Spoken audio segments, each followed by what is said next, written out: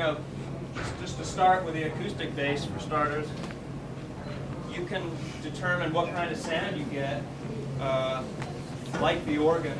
You know, every acoustic bass is different, so which one you choose is going to, you know, influence your sound. But then it's also what kind of strings do you use is going to influence your sound. How high are those strings off the neck? Like Billy was talking about, that little bit of distortion, that sort of thing that a lot of African ballophones have and percussion instruments. I like these gut strings because you get that same,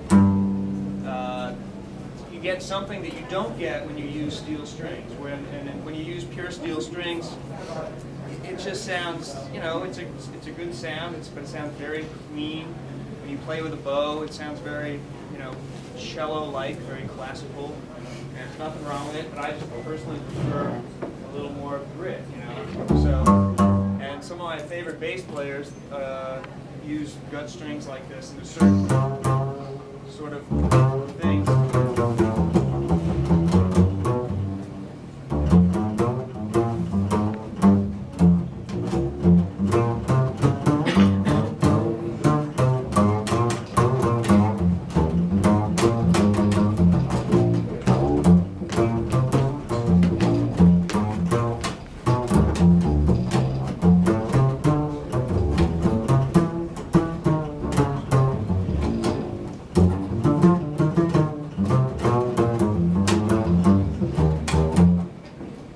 Buzzing going on, you know? And like I love like Charles Mingus, you know, guys like that, but they have this sort of gut strings, and the strings are a little higher off the neck. And I mean, even like tuning pegs are buzzing, all this weird stuff going on, but I love that, you know? Just adds some personality to it.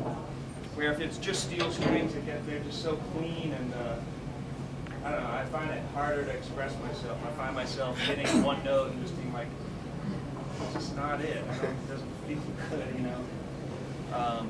These strings, for whatever reason, just hit one note, and there's something satisfying in that. And when you play with a bow, it's dirtier, and a classical player would probably hate this, you know. But you know, you can get a lot more grit.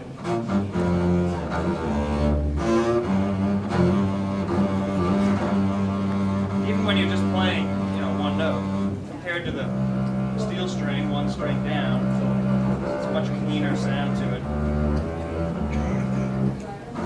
The gut gets a little funkier.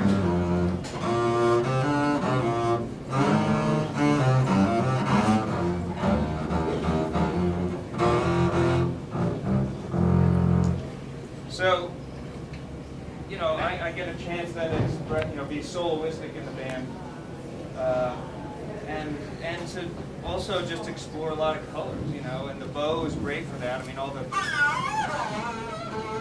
a lot of high sounds as well as low sounds, textures you can get, you know, just depending on how you use the bow, things you can hit, you can pull the string on the side.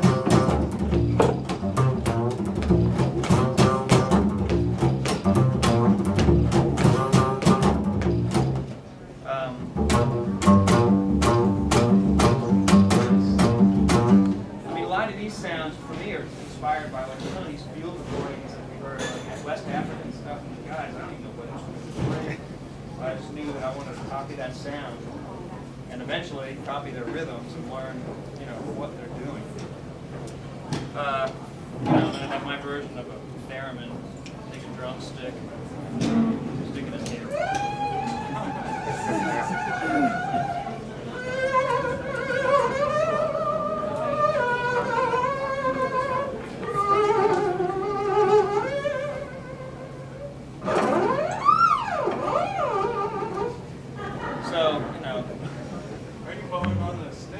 No.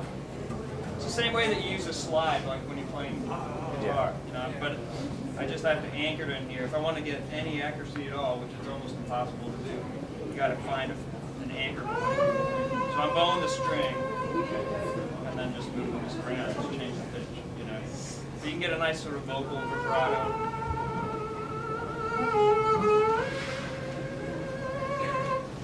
And the less pockmarked your stick is, you can actually be a little more accurate. This one's all chewed up. So you try to hit one note and starts just skipping around. That can be cool too.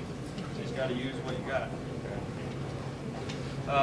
And then, of course, I mean, this thing's, it's a drum, you know.